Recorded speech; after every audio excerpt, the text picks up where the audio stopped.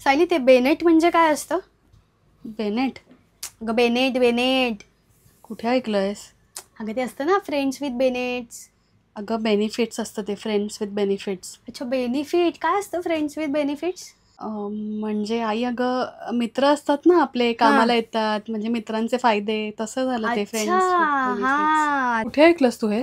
अगं आपल्या बिल्डिंगमध्ये चर्चा चालली आहे, माहित नाही तुला? तो शेजारच्या बिल्डिंगमध्ये कोण, तो राहुल का कोण तो मुलगा आहे बघ, दुसऱ्या मजल्यावर राहतो. त्याचं म्हणे खूप फ्रेंड्स ऑफ बेनिफिट्स आहेत, खूप फ्रेंड्स ऑफ बेनिफिट्स असतील एखाद्याचे मित्र. काय यांना एवढा प्रॉब्लेम आहे? अगं आई मैत्रिणी असतील.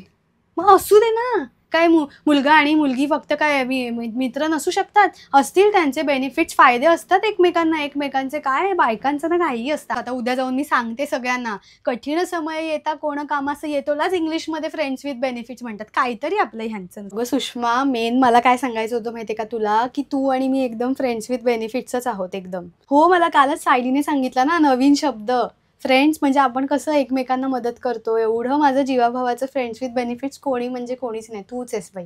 तुम्हाला म्हणून सांगते मोरे वहिनी, या शिंदे वहिनी सगळ्यांच्या मागे वाईट साईड बोलत असतात. एकदम ना फ्रेंड्स विथ लॉस आहे ती सगळ्यांची. काय ग सायली, कधीच ती फ्रेंड्स विथ बेनिफिट बनू शकत नाही कोणाची. अगं आई काय बोलतेस? कळलं तुला, एक शब्द नवीन सांगितला, सारखं सारखं वापरायची गरज नाही, शांत बस. का नाही वापरायचा? आम्ही वापरणार. ओ वहिनी, तुम्ही पण वापरा.